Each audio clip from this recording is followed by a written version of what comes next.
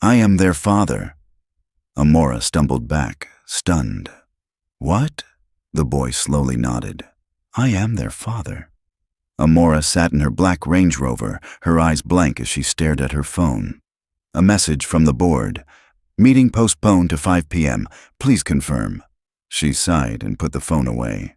Up front, her driver, Karu, was struggling with the gridlocked traffic. Madam, maybe I should take the Leh shortcut. We could be stuck here all night, Karu said, glancing at her in the rearview mirror. Amora's response was apathetic. Go through, Ozamba. I don't care if it takes 2 hours. Karu complied, turning the steering wheel to change direction. Outside, rain poured down on the windshield. People rushed for cover, their colorful umbrellas jostling together. Car horns blared, and the calls of street vendors echoed. Everyone looked like they were trying to escape from something. The car stopped at a red traffic light. The windshield wipers worked tirelessly. Karu was about to speak about the traffic when Amora gently raised a hand. What is that? She asked, squinting through the window. What, madam? Karu asked, following her gaze. Over there, near the traffic light. That boy. Karu turned and saw a skinny boy, about 12 years old, barefoot and shivering, holding 2 infants in his arms, one on each side. They were wrapped in torn plastic bags, their clothes soaking wet. Their weak but sharp cries cut through the thick car windows. The boy stood in the middle of the median, head bowed against the pouring rain. Karu frowned. They're just doing a begging scam, madam. They probably even rent the kids. But Amora wasn't listening. Her eyes were fixed on the faces of the 2 babies, and a strange feeling tightened her chest. She leaned forward as if to get a better look, trying to make sense of what her mind couldn't. Those eyes, she whispered. One of the babies looked up, revealing a pair of rare hazel eyes, identical to her late husband's. It can't be, Amora thought, blinking. Maybe it was the rain, the streetlights, or her mind playing tricks. But then the second baby looked up, and those same eyes stared straight at her. Amora's heart felt like it stopped. Pull over, she said quickly. Karu was confused. Madam? I said, pull over right now. The driver slammed on the brakes, pulling to the side of the road. Despite the torrential rain, Amora opened the car door and stepped out, not caring that her designer dress was getting soaked or that her high heels were sinking into the mud. Karu rushed after her, holding an umbrella over her head. Madam, you'll catch a cold. But Amora was already walking quickly toward the boy. As she got closer, the boy looked up, his eyes filled with fear and surprise. He didn't say anything. Who are you? Amora asked, her voice firm. The boy looked down at the 2 children, then back at her. I'm Toby. She bent down slightly, her eyes still on the 2 babies. Are they yours? Yes, the boy said, clutching the 2 babies tightly. They're mine. She frowned. Are they your siblings? The boy hesitated. No, I am their father. Amora stumbled back, stunned. What? The boy slowly nodded. I am their father. Amora stared at the boy, unsure whether to be angry, shocked, or confused. You're only 12 years old. I'm 13, the boy quickly corrected. She shook her head. So where's their mother? The boy turned his face away. She died giving birth to them. The rain was still pouring. The 2 babies shivered, and one of them started crying weakly, a hoarse sound. Amora's lips parted, but she didn't know what else to say. The boy was clearly lying, or the entire thing was a lie, but the way he held the 2 babies made her unable to believe it was a scam. He didn't ask for money. He didn't hold out his hand. He didn't even move. Amora took a deep breath and turned to look at her car. The wipers were still moving. Karu was still holding the umbrella behind her. She turned to him. Get them in the car. Madam? I said get them in the car. Karu stood frozen. Amora's voice was sharp. Do I have to say it again in Igbo? No, madam. Karu hurried forward. Toby backed away in fear. "Please don't take them." Amora gently raised her hand. "We're not taking them away. You're coming with us too." "I don't want to go to the police station." "There are no police," she said, her eyes softening. "I promise." Toby hesitated, then slowly and carefully followed her toward the car. Amora Oranquo, a stunning and sophisticated woman, reigned supreme on Victoria Island, Nigeria. She was so beautiful that every time she entered a room, all eyes followed her, not just for her refined features with sharp cheekbones and eyes that never smiled, but also for her rare, regal aura. She was always dressed in designer clothes and never wore the same outfit twice. Amora lived in a luxurious white mansion, surrounded by a high fence, gardens filled with flowers, and strict security. People rumored that she was heartless, friendless, familyless, and that she only cared about money. They were right. Amora's world was limited to her work and aimless trips.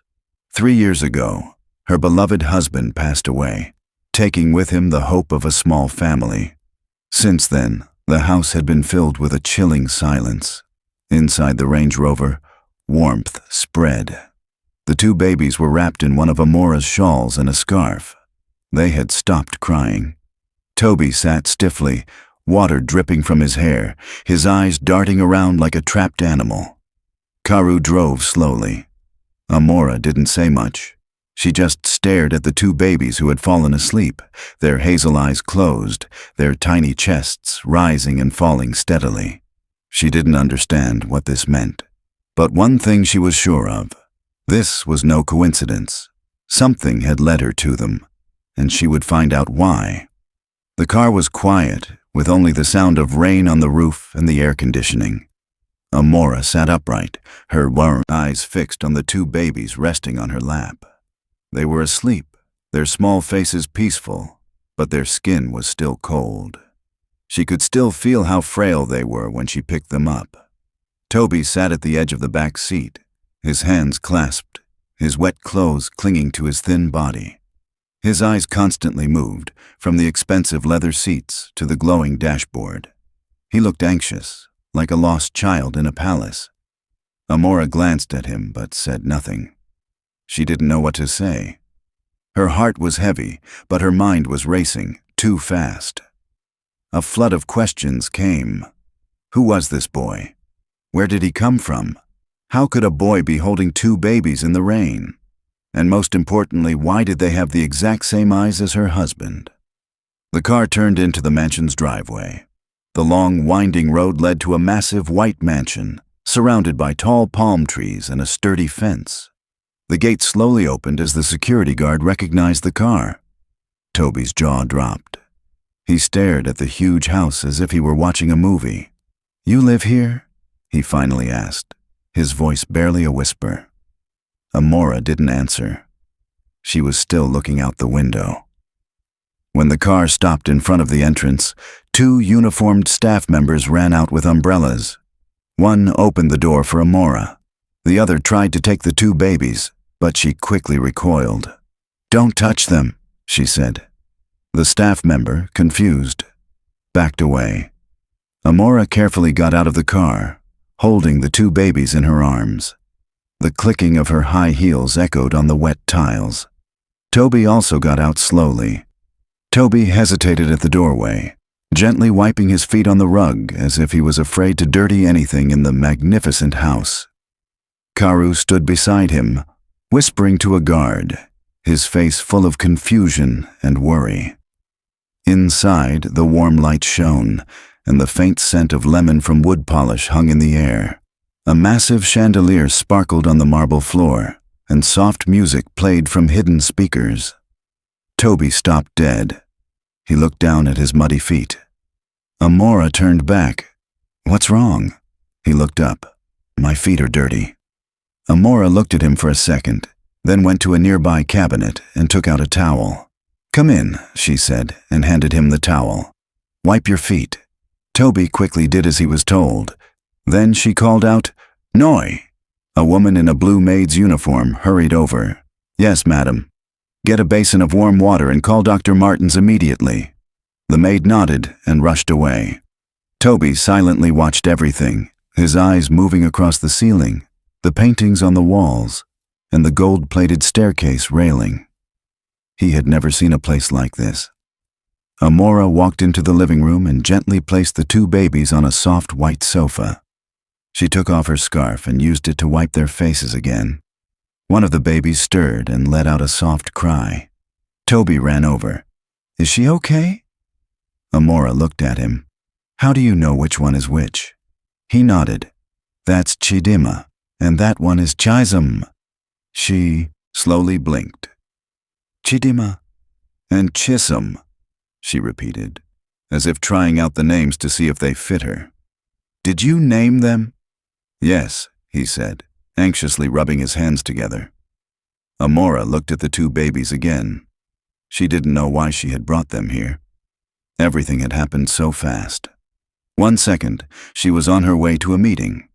The next, she was holding two babies who were not hers. Or maybe, in a way, they were. Her mind didn't want to believe it. But her eyes couldn't forget what they had seen. Those hazel eyes, those rare yellowish-brown eyes, the eyes her late husband used to have. And now, these two babies had them too. A few minutes later, a middle-aged man in a white coat walked in, carrying a black medical bag.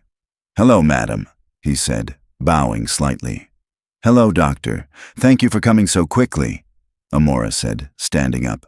"Please check on them. They were out in the rain." The doctor bent down, gently placed his hand on the children's foreheads, and began his examination. Toby stood in the corner, silently watching. 10 minutes later, the doctor looked up. "They're cold. Their breathing is weak, but there are no signs of bronchial obstruction. We need to warm them up and give them fluids quickly. They are very weak, probably from hunger." Amora asked, "Are they safe?" "For now, they are stable, but they need rest, milk, and careful attention." Amora nodded. "Do what you need to do." As the doctor prepared to start an IV on each child, Amora turned to Toby. "Have they eaten?" The boy slowly nodded.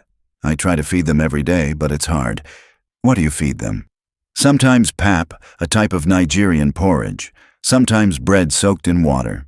If I have money, I buy milk, but most days there's nothing." She stared at him. "Where do you live?" Toby bowed his head. "I sleep behind a church, under a wooden awning." She blinked. "Just you and the two babies?" "Yes." "How long have you been doing this?" "Since Chidima and Chisholm were born. Before that, we were in a woman's kiosk, but she kicked us out after my mother died." Amora's lips were tight.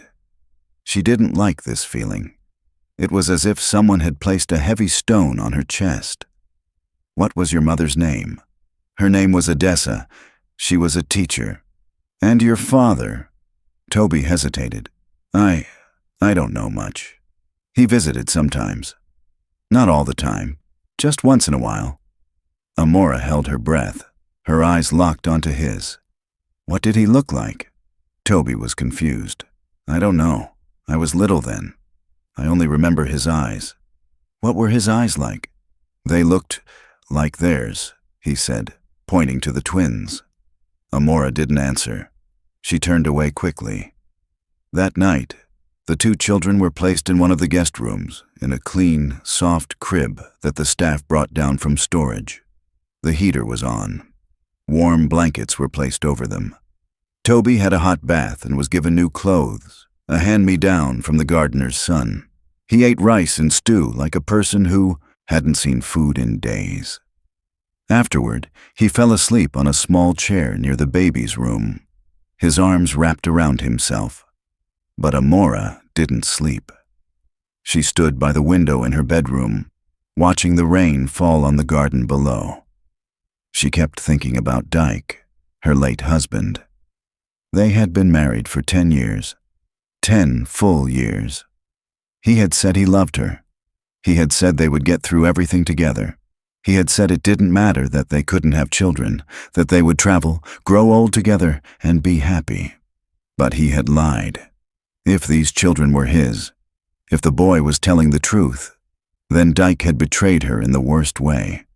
And he wasn't even alive to explain. At midnight, Amora opened a drawer.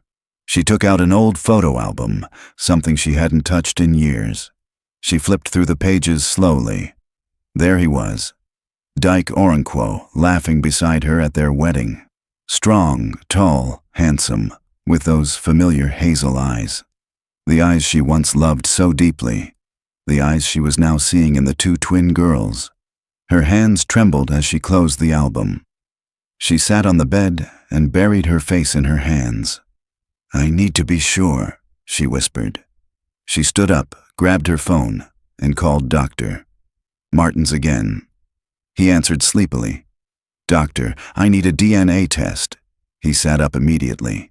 "Madam, I want you to do a DNA test on those two babies. Compare them with Dyke's sample in the records. The one we sent when he was autopsied." "Yes, I remember. We have it on file." "Good. Start tomorrow." "Yes, madam. Are you okay?" She didn't answer that question. She ended the call and stood silently in the dark. She had just taken the first step. And deep down, she knew the truth was coming, whether she wanted it or not. The morning arrived slowly. The rain had stopped, but the sky was still gray. The house was quiet.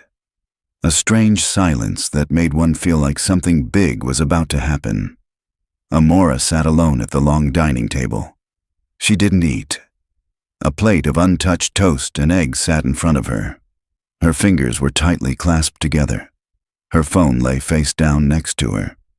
She kept staring at the table, but her mind was far away. Last night, she had requested a DNA test. This morning, she was waiting for the doctor to come and collect the samples. She hadn't told anyone, not even Toby. She wanted to be sure first. She needed proof before she allowed her heart to feel anything. But the truth was, her heart had already started to feel. And that scared her. Footsteps echoed from the hallway. She looked up. Toby walked into the dining room, holding a baby in each arm. He was barefoot, still wearing the oversized shirt they had given him last night. The two children looked much healthier, clean, dry, and silent. One was sucking on his thumb. The other was resting her head on Toby's shoulder. "Good morning, madam," he said softly. Amora nodded slightly. "Sit," she said. He moved slowly and sat at the end of the table. He didn't reach for the food. "You can eat," she said, her voice low. "There's plenty in the kitchen." He looked unsure. "Go ahead," she added. He placed the two babies on a blanket on the floor next to his chair and began to eat slowly, not with the urgency he had before. He was learning to act as if he wasn't afraid the food would disappear. Amora watched him closely. He ate with both hands, breaking the bread into small pieces before putting them in his mouth. He used a spoon to give one of the babies a few drops of water. He didn't talk unless asked, but he no longer looked scared. "Are they always this good?" she asked after a while. He nodded. "Yes. If I feed them and hold them tight, they won't cry." She looked at him carefully. "You said their names are Chidima and Chisholm, right?" "Yes, madam." "How old are they?" 7 months. She frowned slightly. "And you're 13. "Yes." Amora paused. "You're too young to be their father." He didn't answer. She leaned forward. "Toby, tell me the truth. Your mother gave birth to them before she died, right?" He blinked quickly. "Yes." "So you are their brother, not their father." He looked down. "Yes." She crossed her arms. "Why did you lie?" He was silent for a long time. Then he said, "People won't help if I say I'm just their brother. But when I say I'm their father, they listen." Amora let out a slow breath. "I don't like lies. I'm sorry." There was a silence between them. Then Amora stood up. "Finish eating. Dr. Martins will be here soon. I want him to check the two babies again." He nodded, but didn't look up. An hour later, Dr. Martins arrived with a small black briefcase. He greeted Amora politely and went to the living room where the two children had been moved. He put on gloves, took swabs from the cheeks of the two children, and placed them in labeled containers. Amora stood by the door, watching. "How long will it take?" she asked. 2 days, he said. "Maybe less." "Good." Dr. Martins packed up his things. "Madam, you're doing the right thing." She didn't answer. She just nodded. When he left, Amora went back to the two children and knelt down beside them. They were lying still in the crib, looking up at the ceiling with wide, curious eyes. There were those eyes again. Hazel, light brown, almost golden in the light. Exactly like Dyke's. Her finger touched the side of the crib. "Who are you?" she whispered. That evening, Amora went to her late husband's old study. It was the only room she hadn't touched since he died. She had locked it and left everything just the way he liked it. Books on the shelves, photos on the desk, suits in the closet. She stood in front of the door for a long time before opening it. The room smelled of dust and something else, something old and still. She went to the desk and sat down. She opened each drawer one by one. Old bank statements, pens, an unfinished crossword puzzle. Then she found a small wooden box. In the box there were letters, love letters, but they weren't written by her. She opened one. "Dyke, thank you for visiting last weekend. Toby was so happy. I wish you could have stayed longer. I understand your life is complicated, but I want you to know that I don't ask for anything. Just come when you can. Love, Odessa." Amora's chest tightened. Another letter. "Toby asks about you every day. I tell him you're busy saving the world. I don't want him to hate you, so I always say good things. But Dyke, sometimes I wish you would just tell her. Tell your wife the truth." Amora closed the box. Her hands were shaking. She stood up and walked out of the room. She didn't cry. She just went straight to her bedroom and locked the door. The next morning, Amora came downstairs and saw Toby sitting on the rug with the two twins. The boy had tied one of her scarves into a small toy and was gently shaking it in front of them. The babies giggled, happy little sounds. The sound made Amora stop and stare. It had been years, or maybe never, that she had heard the laughter of children in this house. Toby noticed her and quickly stood up. "Good morning, madam." She nodded. "They're better," he said, smiling softly. "No more fever. They slept well." She looked at them and nodded. "Good." Toby seemed to want to ask something. "Madam, can I ask you a question?" She raised an eyebrow. "Ask?" He hesitated. Are you going to send us away?" Amora took a deep breath. "I don't know yet." "Oh." He looked down but didn't cry. She added, "Why? Do you want to stay?" He nodded. Amora looked at him for a long time, then said, "Let's see." The next day, the DNA test results arrived. Dr. Martins handed her the envelope in her study. She didn't open it immediately. She waited until he had left. She sat alone, staring at the brown envelope with her name neatly written on the front. Her hands were cold. Finally, she opened it. She read the first line. DNA results confirmed. Probability of kinship is 99.98%. Her eyes went blank. Her breath caught. She dropped the paper and stood up. She paced the room, holding her head in her hands. "They're his," she whispered. "They're really his." The twins were her husband's daughters. Toby was his son. He had a secret family. He had lied to her for so many years. She remembered all the hospital tests, the IVF treatments, the tears, the shame. He had always said it wasn't her fault, that maybe they both had issues. But all that time, he had a child with someone else. Tears rolled down her cheeks. She didn't wipe them away. That evening, she sat with Toby on the sofa. The two babies were asleep in their cribs next to them. She didn't say anything at first. Neither did the boy. Then she turned to him. "Toby?" He looked at her. "Did you ever meet your father?" He slowly nodded. "He would come with gifts. He never stayed long. Mom said he had another life, but he would come whenever he could. Did he say his name? Yes, he said. He said his name was Mr. Dyke. Amora closed her eyes. Do you have a picture? Toby reached into a small plastic bag next to him and pulled out a folded photo. Amora took it with trembling fingers. The photo was old, a little faded, but he was there, Dyke, standing next to a smiling woman. A young Toby stood between them. Her hand went limp. She turned her face away. Then she stood up and walked to the window. Outside, the sky was clear, but inside, a storm had begun. Amora couldn't sleep. She lay in bed, staring at the ceiling, her body motionless, but her mind racing like a car without brakes. The DNA test was real. The two babies were Dyke's. Toby was Dyke's son. Her late husband, the man who had told her they would get through everything together, had built a secret life right under her nose. Her chest ached, but not just from anger.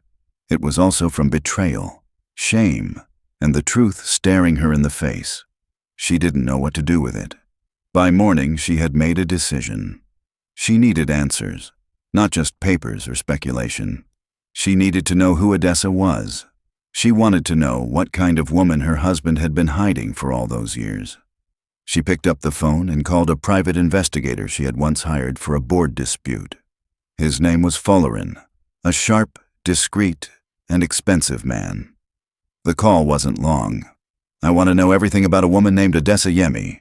She lived in Enugu. She had a son named Toby and passed away 2 years ago giving birth. I want to know where she lived, where she worked, who knew her, everything. The man didn't ask questions. He just said, "You'll hear from me before the day ends." That morning, Toby spent his time reading a storybook to the twins. Amora stood on the stairs and watched from above. She didn't know what she felt anymore. Pity? No, it was deeper than that. Anger? Maybe, but it was mixed with guilt. She kept remembering the nights she cried herself to sleep, thinking she was the one who couldn't have children. And Dyke, he'd had children all along. He looked her in the eye every day and said they were a team. She blinked slowly and turned away. That afternoon, Fullerin called back. Her full name was Odessa Yemi, he said. She was a teacher at St. Luke's Primary School in Enugu. Very well respected, very discreet. She was never married, lived in a 1-bedroom apartment behind the school.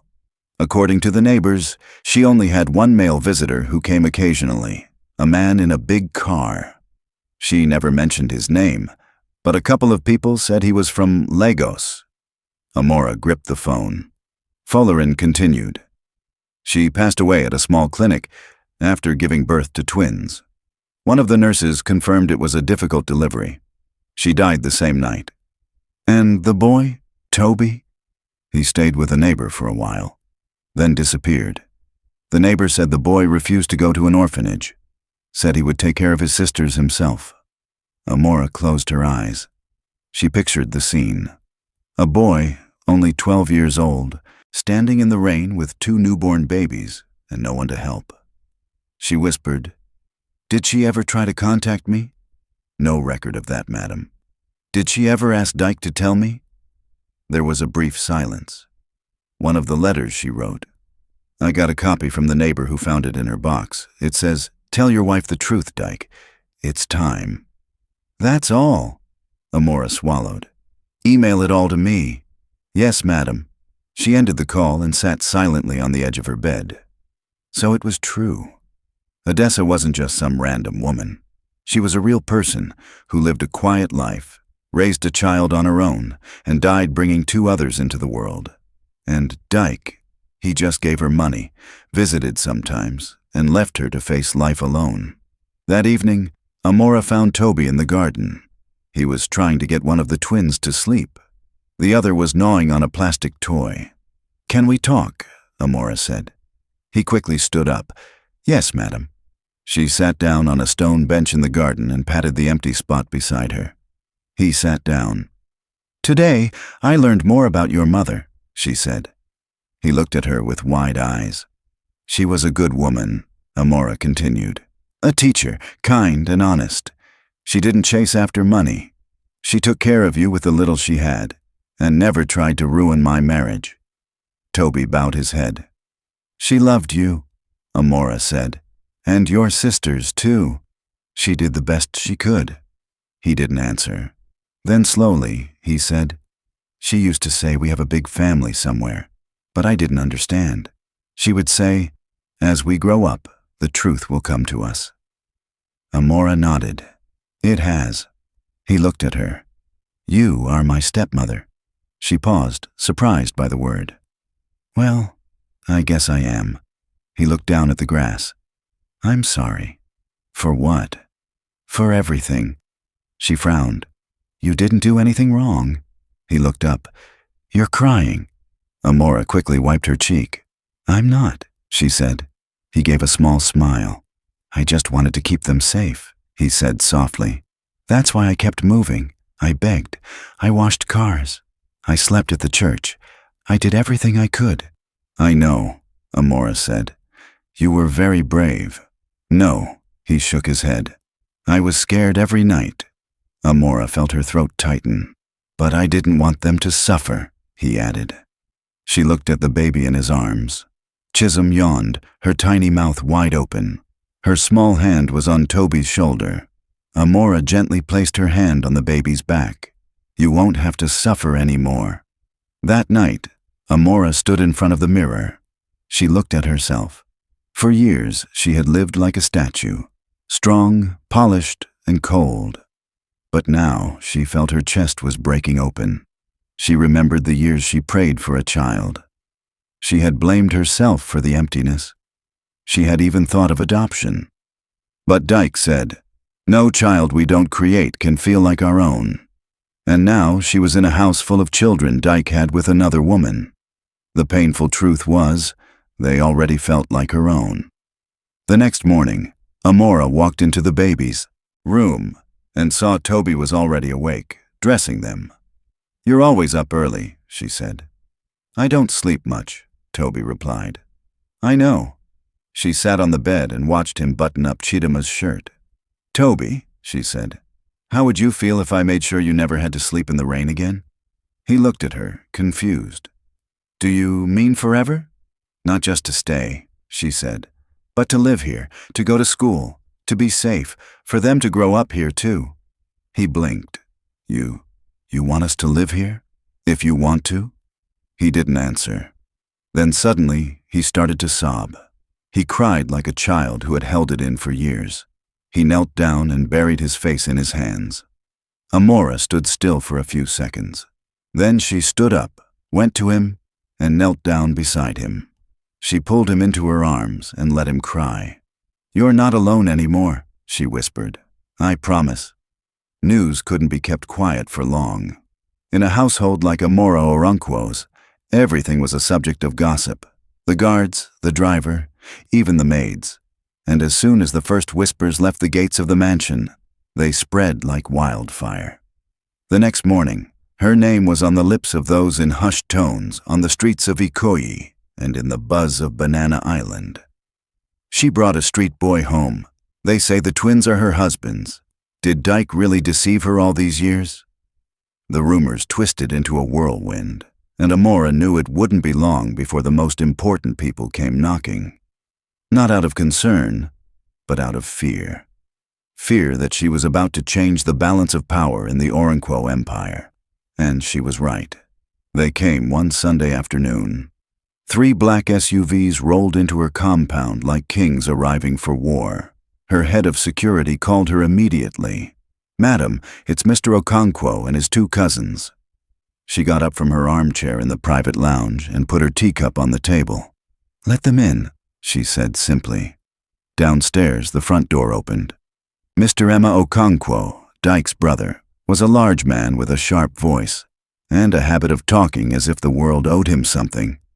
He strode in with his chest puffed out, followed by 2 younger men in traditional Nigerian robes and sunglasses. Amora didn't stand up when they entered the living room. She just crossed her legs and looked at them. Good afternoon. Mr. Emma didn't smile. We need to talk. I assume that's why you're here. The youngest man gave a low hiss. So it's true? Amora looked at him. What is true? Mr. Emma didn't sit down. He paced the room as if he owned it. You've taken a boy into this house, a boy with 2 children, children that people are saying are dykes. Amora didn't say anything. Mr. Emma's eyes narrowed. Is it true? She reached for a folder on the table and slid it toward him. Read it yourself. He picked it up, opened the first page, and read the DNA report. His face didn't change, but his fingers tightened on the folder. Where did you find them? He asked. In the rain, begging. He slammed the folder shut. And you just brought them into this house? Just like that. They are Dyke's children, Amora said. He pointed at her. That doesn't mean they're yours. Amora stood up. Now that they have his blood, they have a part of me too. The other man stepped forward. Madam Amora, with all due respect, we understand you're grieving, but this is a very serious matter. I know exactly how serious it is, she said, her voice low. Mr. Emma finally sat down in a chair. Do you know what people are saying? That you've lost your mind, that you're going to hand everything over to strangers. They're not strangers, Amora snapped. They are his children, the children he hid from me, the children none of you bothered to find after he died. The room was silent. Then Mr. Emma leaned forward. You're going to ruin everything. The board has started to ask questions. The shareholders are worried. Bringing children in from nowhere, that's not how things are done in our family. Amora crossed her arms. You mean you'd planned to take it all? He didn't deny it. You have no children, he said bluntly. There's no way. That means the family takes over. That's the way things are done. Not anymore, she replied. The youngest cousin's voice rose. So you want to name that boy as an heir? A street kid? Toby is not a street kid, she said firmly. He is Dyke's son, which makes him more of an heir than any of you. The cousin laughed bitterly. He doesn't even know how to hold a spoon. He'll learn, Amora said. You're making a mistake. Amora took a step closer. I made a mistake before. I trusted Dyke. I let him lead everything while I played the quiet wife. Not anymore. Mr. Emma stood up. We will fight this in court, in the papers, wherever we have to. Amora's voice dropped. Go ahead, but you will lose, because unlike you, I have the truth. He pointed at her one last time. You will regret this. She lifted her chin. No, you'll regret underestimating me. After they left, Amora sat down and took a deep breath. She was trembling slightly, not from fear, but from rage. The audacity, the gall, the way they walked into her home as if she were the one who had to ask permission. She heard small footsteps and turned. Toby was standing at the hallway entrance. He had heard everything. His face was tense. His hands were clenched. I can go if you want me to, he said softly. Amora slowly stood up. Go where? He shrugged. Anywhere. I don't want to cause trouble. She walked over and placed her hands on his shoulders. You're not going anywhere. But they are angry. They are always angry. They were angry when I married Dyke. They were angry when I took over the company. Now they're angry because you exist. He looked into her eyes. I'm not trying to take anything from them. I know. I just wanted them. He looked down the hall where the twins were playing in their cribs. To have a chance. Amora nodded. And they will. That night, the house was tense. Even the staff was silent, but Amora didn't care. She called her lawyer. Draw up the papers, she said. For what?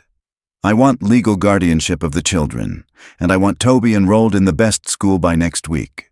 Uniforms, books, everything. Are you sure? This will start a war. I'm not starting a war, she said. I'm ending it. The next day, the press came knocking. A headline already ran. Mrs. Oranquo's widow takes in street kids, claims they are his secret heirs. Reporters camped out near the gate. They shouted questions as Amora's car drove out. Her board members started calling. One of them, Mr. Rilwan, finally said what the others were thinking. "Madam, this will affect the company. The investors are worried. The media won't let up. Perhaps it's best you step aside for a while. Step aside from my own company. Just for a while, until this storm blows over." Amora smiled and ended the call. The following week, she held a press conference. She walked into the small hall in a simple black dress. No earrings, no makeup, just the truth. She sat down at the table in front of the flashing cameras and began. "My name is Amora Oranquo. I am the widow of the late Mr. Dyke Oranquo, a man I loved deeply and who I recently discovered had a second family outside of our marriage." A murmur rose in the crowd. She raised a hand for silence. "I found this out not through rumors, but through truth. I found his son begging in the rain, holding his 2 twin sisters. I had a DNA test done. The results are clear." She held up the folder. "This is the truth." The room was silent again. "I know this is shocking to you. It was shocking to me too, but the truth doesn't care about feelings. It just is." She paused. "Now, some people believe I should hide them. Erase them. Pretend they don't exist, but I won't." Her voice grew stronger. "Those children have my husband's blood. Whether I like it or not, and unlike others, they never asked to be born in secret. They never lied. They just existed." A reporter raised a hand. "Madam, are you adopting them?" "I'm doing more than that," she said. "I am raising them. I'm giving them my name, and I will protect them from family, from courts, and from people like you who think that being born on the street makes you less human." Another reporter asked, "What about the company?" She smiled. "I built half of it. I will not be pushed aside. The children aren't here for your money. They're here because they deserve a life." A third reporter asked, "What if Mr. Emma sues you?" "Then he'll learn what it feels like to lose." After the press conference, Toby was waiting for her at home. He had watched it on TV. When she walked in, he ran to her and hugged her. "You said all those things?" he asked. She nodded. He looked up at her with wet eyes. "Thank you." Amora didn't answer. She just hugged him tighter. For 3 days after the press conference, everything in Amora's world changed. Her phone wouldn't stop ringing. Some calls were from investors pretending to be concerned. Others were from board members warning her that she was ruining her legacy. One person screamed at her. Another begged her. Some even tried to bribe her to settle the matter privately. Amora listened to them all, but she didn't change her mind. She had made her choice. Toby and the twins were her family now. One morning, she stood in the baby's room, watching them sleep. Their pudgy hands were on their tiny stomachs. Their breathing was slow and sweet. She smiled slightly. Toby walked in quietly, his school bag in his hand. He was in his new school uniform, a white shirt tucked neatly into navy blue trousers, socks pulled high, and shiny black shoes on his feet.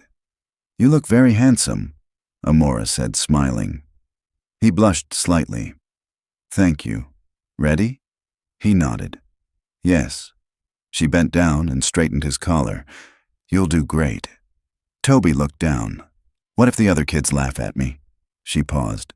"Then you hold your head high. You have faced things no boy your age should have to. You've taken care of 2 babies. You've begged in the rain. You've survived." He slowly looked up at her. "So, I'm not just a regular boy?" Amora's voice grew firm. "You're not regular. You're strong. You're smart. And you belong here." He smiled, his eyes twinkling. She reached into her purse and handed him a small notebook. "What's this?" he asked. "Your dreams. Write them in there. One day you'll read it and see how far you've come." He hugged her tightly. "Thank you, Amora." She smiled and whispered in his ear. "You can call me Mom if you want to." He pulled back, his eyes wide. "Really?" She nodded. He whispered, "Yes, Mom." She hugged him again. Later that day, Amora sat in her office going over company documents. Her lawyer, Ayatunde, walked in with a stack of papers in his hand. "Everything is ready," he said. "You just need to sign." Amora took the documents and looked them over carefully. One was the legal guardianship certificate for Toby, Chisholm, and Chidima. The second was her updated will. She officially designated the children as her legal heirs. She picked up the pen and paused. "Once I do this," she said slowly, "there's no going back." The lawyer nodded. "Yes, madam." Amora signed. With each stroke, she sealed her decision. Meanwhile, trouble was brewing outside her gates. Mr. Emma wasn't taking her press conference lightly. He had filed a lawsuit in court, claiming that Amora was unfit to care for children due to emotional instability and behavior fueled by grief. He said she was making irrational choices that could harm the family's reputation. He also filed to have the family assets frozen and to have her removed from the board. Her lawyer informed her immediately. "Madam, they are on a full-out attack." Amora didn't flinch. "So are we." That night she walked into the baby's room and saw the nanny bathing Chidima. Toby was nearby, folding the tiny clothes and humming a song. He looked up when he saw her. "Mom's back." She nodded and walked over. "I signed the papers today." His face grew curious. "What papers?" "You're mine now," she said softly. "All of you." He stood still. "You mean you adopted us?" She smiled. "Yes." He ran into her arms. This time, he didn't cry. He just hugged her tight. "You'll never have to go back to the streets," she whispered. "Never." The next morning, the real storm began. Once again, Amora's name was on every headline. "Billion-dollar legal battle. Dyke's widow and secret children caught in legal crossfire." Some called her foolish. Some called her brave. Many didn't know what to think. The courtroom was packed for the first hearing. Amora walked in a dark blue pantsuit, her heels clicking on the floor. Her head was held high. Behind her was her lawyer, Ayatunde, who was calm and sharp. Across the aisle were Mr. Emma and his lawyers. The judge walked in. The room stood. When it was his turn to speak, Mr. Emma's lawyer stood up. "Your Honor, we are here to protect the legacy of the late Mr. Dyke Oranquo. The woman before you is grieving, yes, but she is also unstable. She has taken in children of unknown origin based on rumor and is attempting to hand over everything our client built to strangers." He turned to the judge. "We ask that her control of the assets be suspended and the children be removed from her guardianship until we can confirm their identity." The judge slowly nodded and turned to Amora's side. "Your response." Ayatunde, her lawyer, stood up and held up the DNA report. "Your Honor, there are no rumors here. There is the truth, scientific proof that these children are indeed the biological offspring of the late Mr. Dyke. That alone gives them a rightful place in this family." He placed the papers on the table. He continued, "But more than blood, we must ask, what is a family? Is it just a name, or is it love, sacrifice, and truth? Because if it's the latter, then Madame Amora is their mother in every sense of the word." The courtroom was silent. The judge looked from one side to the other. He leaned forward. "I will review the documents and give my verdict in 3 days. Case adjourned." Outside, the media swarmed her. "Madame Amora, are those children really Dykes? Why are you doing this? Is this revenge?" She ignored them and got into her car. Her face was calm, but inside, her heart was beating fast. She had shown the world the truth. Now she just had to wait and see if the world cared about it. Back at the mansion, Toby met her at the door. "What happened?" he asked. She gave a strained smile. "We'll know soon." He looked worried. "What if they take us away?" "They won't," she said firmly. "But if they do," she placed her hands on his shoulders. "Toby, look at me." He looked up. "Nobody gets to take you. You hear me?" He nodded, but she saw the fear in his eyes, and that pained her more than any courtroom could. 3 days later, the verdict came. The judge's voice was clear as he read. After reviewing the evidence submitted, including DNA results, care testimony, and witness reports, the court finds no reason to revoke Madame Amora Oronquo's legal guardianship of the minors in question. Her actions, while unconventional, have been proven to be in the best interest of the children. Amora held her breath. The judge continued. Furthermore, the assets will remain under her control, and the board must respect the rights of the late Mr. Oronquo's family as it stands. This case is closed. There was a silence. Then Emma's lawyer angrily stood up. We will appeal. The judge replied, You can try, but the court has ruled. Amora stood silently. She turned to Emma. Now what? He scowled. You think this is over? She smiled. No, but it's my turn to win. Outside the courtroom, the reporters swarmed her again. This time, she stopped. I was not fighting for power, she said. I was fighting for 3 forgotten children, one of whom saved the lives of the others. I will now dedicate the rest of my life to saving him. She walked past the cameras. That night, she went home and found Toby waiting. His face said it all. You heard? She nodded. You won. She sat down next to him. No, she said. We won. The legal battle was over, but the wounds it left lingered in the air. The house felt different now. It was quieter, not because of silence, but because everyone was still trying to catch their breath. Amora sat alone in her bedroom the next morning, sipping tea. The sun peeked through the curtains. It should have been a beautiful day. She had won. She had protected her late husband's children. She had kept Toby and the twins safe, but her heart still felt heavy. She had fought so many people, her ex-husband's family, the board, the court. But there was still one person she hadn't truly faced, herself. She got up and went to the mirror. Her eyes were tired. Her face looked older. She remembered the Amora from years before, the one who laughed easily, the one who wore light pink lipstick and danced barefoot in the living room with Dyke after dinner, the one who believed in forever that Amora was gone, and maybe she needed to say goodbye to her now. Downstairs, Toby was sitting on the living room floor playing with the 2 babies. He had built a small house out of some wooden blocks. Chidima knocked the blocks over and laughed. Chisholm clapped her tiny hands. Amora stood on the staircase and watched without a word. Toby had changed. His hair was neater. His eyes were brighter. He was taller, too. But it was more than just his appearance. He now moved like someone who belonged, not like someone who expected to be kicked out at any moment. He looked up and saw her watching. He smiled and waved. She went down and joined them on the floor. The 3 kids immediately swarmed her. Chisholm crawled into her lap. Chidima touched her earrings. Toby reached for her hand. Can I ask you something, Mom? Anything. Did you love him? My dad. She paused. Yes, she said. He waited.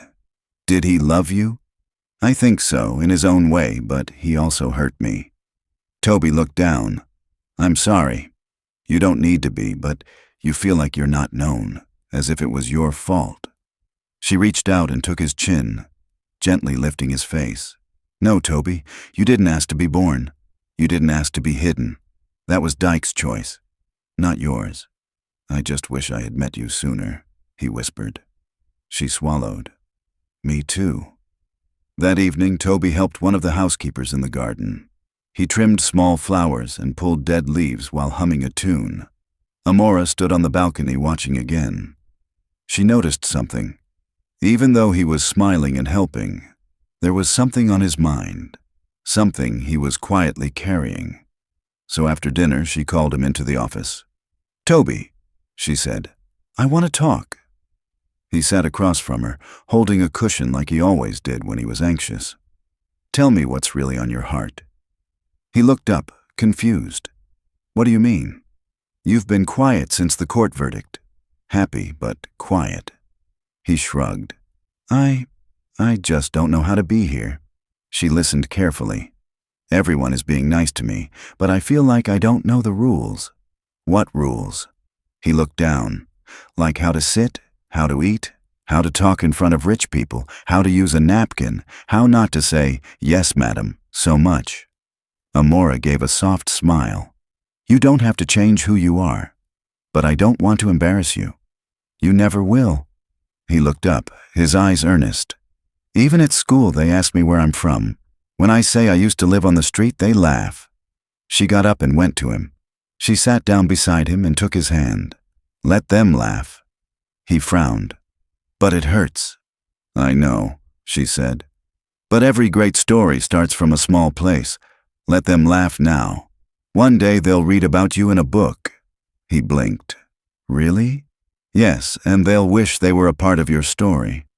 The following week, Amora brought in a public speaking coach to work with Toby every Saturday.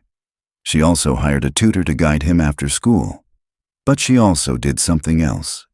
She began to teach him herself, not just about schoolwork, but how to sit in a boardroom meeting, how to talk to adults, how to understand money, how to ask questions without fear. One evening, as she was explaining how the company's stocks worked, he stopped and looked at her. "Do you really believe I can do this?" She looked at him. "I wouldn't be wasting my time if I didn't." He slowly nodded. "Okay, then I'll try." But things weren't always smooth. There were days the twins were sick. There were nights Toby woke up from nightmares. Other times, the pressure to be good enough made him cry. One time he yelled at the nanny and ran to his room. Amora found him sitting on the floor, his face in his hands. "I'm tired," he whispered. "What if I fail?" She sat down next to him. "Then we start again." He shook his head. "What if I disappoint you?" She gently turned to him. "You can't." He looked confused. "Why?" "Because you're not here to be perfect. You're here to be loved." The weeks turned into months. Toby grew stronger. The twins started to crawl faster. The mansion that once echoed with silence was now full of noise. Small giggles, tiny footsteps, music from the kitchen, and the voice of Toby with his endless questions. One day, as Amora was leaving for a meeting, the two babies ran to the door and hugged her legs. She knelt down and kissed them. Toby hurried over and handed her a packed lunch. "We made this for you," he said proudly. Amora looked at the container.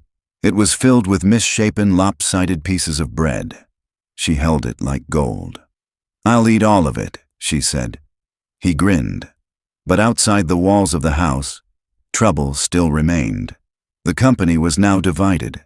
Some board members still doubted her judgment. A few were angry that she had rewritten the will and named outsiders as heirs. At one meeting, one of the members spoke up. "Madam Amora, with all due respect, we think this new direction is too emotional," she replied calmly.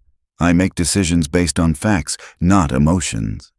"And that boy is smarter than most of the people in this room," she cut in. The room fell silent. She stood up and placed a folder on the table. "This is a proposal from Toby. He wrote it after going through the company's website and finding outdated data. If a 13-year-old can find your mistakes, perhaps you are the emotional ones." Back at home, Toby practiced piano in the evenings. Amora had hired a gentle music teacher. Toby picked it up quickly. Amora watched one night as his fingers moved slowly on the keys. "You have a gift," she said. He smiled, anxious. "I'm just trying." "No, you're soaring." But one night, the unexpected happened. Around 2 in the morning, Amora woke up with a feeling of dread. She hurried to the baby's room and found Chisholm with a high fever. The nanny was in a panic. Amora wasted no time. She scooped the 2 babies into the car and called for Toby. "Get in, we're going to the hospital." Toby didn't argue. They arrived at the hospital in 20 minutes. The doctors said it was a viral infection from a shared toy. Chisholm was placed on an IV drip. Toby sat by the bed, holding his sister's hand. He didn't sleep, he didn't eat. Hours went by. Finally, the fever broke. The doctor smiled. "She's stable." Amora let out a sigh of relief and sat down. She looked at Toby, who still hadn't moved. "You did more than most adults would." Toby looked up. "I love her." "I know." He looked at Amora. "I love you too." She didn't say anything, but she reached out and pulled him into a hug. And for the first time in a long time, she cried. Not from pain, but from healing. The house now felt full, not just with people, but with life. Each morning began with the sound of tiny feet running through the hallways. The two babies were now walking. They chased each other around the house, bumping into chairs and laughing loudly. Toby was taller. His shoulders were wider. His voice was deeper. And most of all, his eyes had changed. There was no longer fear in them. No more shame, no more confusion. Just confidence. Amora stood at the edge of the living room one evening, holding a warm cup of tea. She watched Toby sitting with Chisholm and Chidima, helping them arrange plastic plates on the floor like a restaurant. He was teaching them to say please and thank you. "Chisholm, say thank you for the food." The little girl looked up and said something close to it, then laughed and clapped her hands. Toby smiled at her. "Close enough." Amora smiled. She had never imagined this would be her life, that the woman who was once known for being cold, proud, and unapproachable was now sharing her home with 3 children who had changed everything. And she was glad they did. A week later, Amora received a call from her lawyer. "Madam, the papers for the foundation are ready." She sat up straight. "Good. Schedule the launch." "Yes, madam. Should I notify the press?" "Yes, and get the nameplates ready." "What will we call it?" Amora didn't hesitate. "The Odessa Foundation, in honor of their mother." There was a pause on the line. "That is very kind, madam." "It's the right thing to do," she said softly. The launch day came quickly. It was held in a clean, airy hall with white curtains and soft music. The guests were carefully selected. No fake well-wishers, no hungry reporters, just real people. Doctors, teachers, social workers, and mothers who knew what it meant to raise a child without support. Amora stood at the microphone in a simple blue dress. Under the spotlight, Toby stood beside Amora, in a smart black suit, holding a framed picture of Odessa. The twins sat with their nanny in the front row, wearing matching dresses with white ribbons in their hair. Amora began. "Today is not about money or image or power.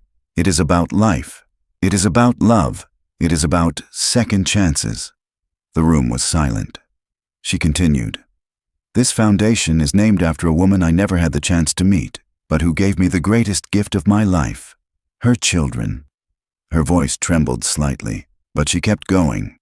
"She raised Toby with grace, strength, and quiet dignity, and when she left this world, she left behind 2 daughters who carry that same light."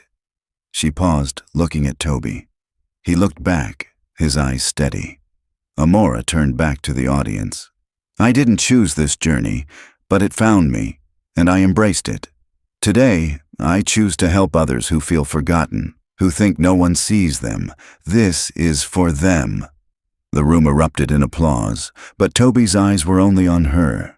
He walked up to her slowly and whispered, "Can I say a few words?" Amora blinked. "Are you sure?"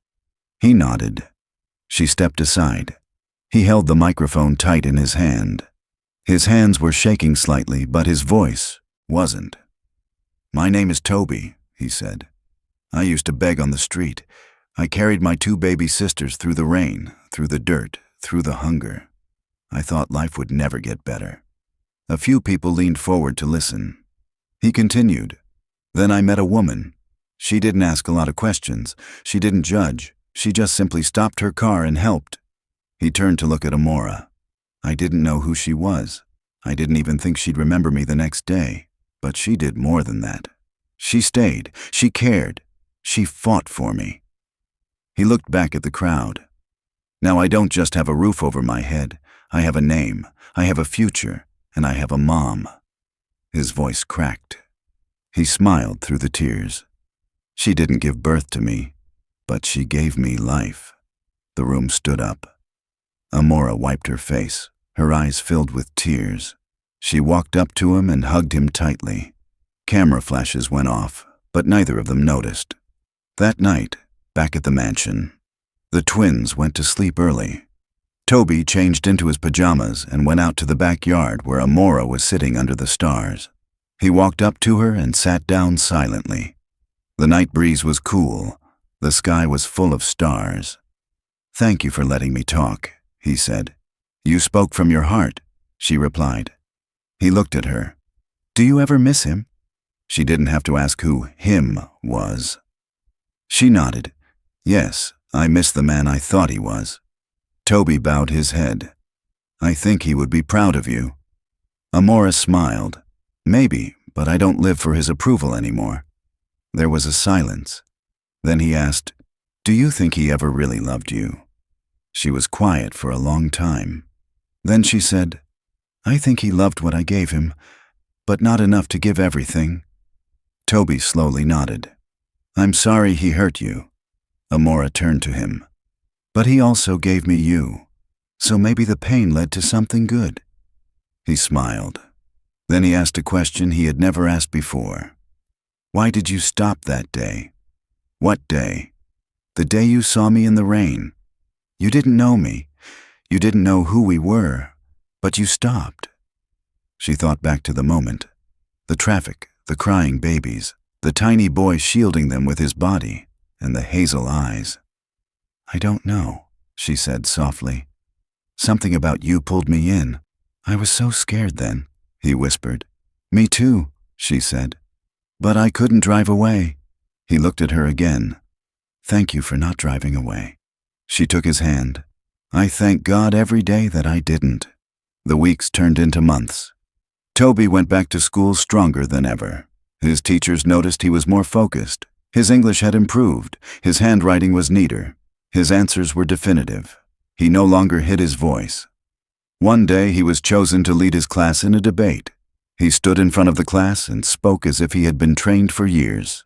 After the debate, his teacher called Amora. "I don't know what you did," the woman said, "but this boy is so different. He's going to do great things." Amora smiled. "He was always meant for great things. I just gave him the space to grow." The twins had also changed. Amora held a small party at the house. No big crowds, just family, close friends, a few balloons, cake, and music. Toby danced with them, spinning them around until they fell over from laughing. Amora watched them and whispered to herself, "I didn't give birth to you, but I was reborn through you." She walked over and hugged all three of them. One rainy evening, 3 years later, Amora got out of her car in the middle of the road. It was the same spot where she had first seen Toby. She stood there for a while under her umbrella, watching the traffic go by. This place used to change everything. Now, it felt like the beginning of a new story. Back at home, Toby, now 16 years old, was finishing a speech for a school competition. The twins were reading books next to him. When Amora walked in, they all ran to her. "Where did you go, Mom?" Toby asked. She smiled. "I went to where it all began." He nodded. Then he looked at her. "Mom, I'm serious. I want to study law. I want to fight for kids like me. I want to fight for mothers like Odessa." She looked at him. "Then you will." He smiled. "I'm going to make you so proud." She pulled him into a hug. "You already have."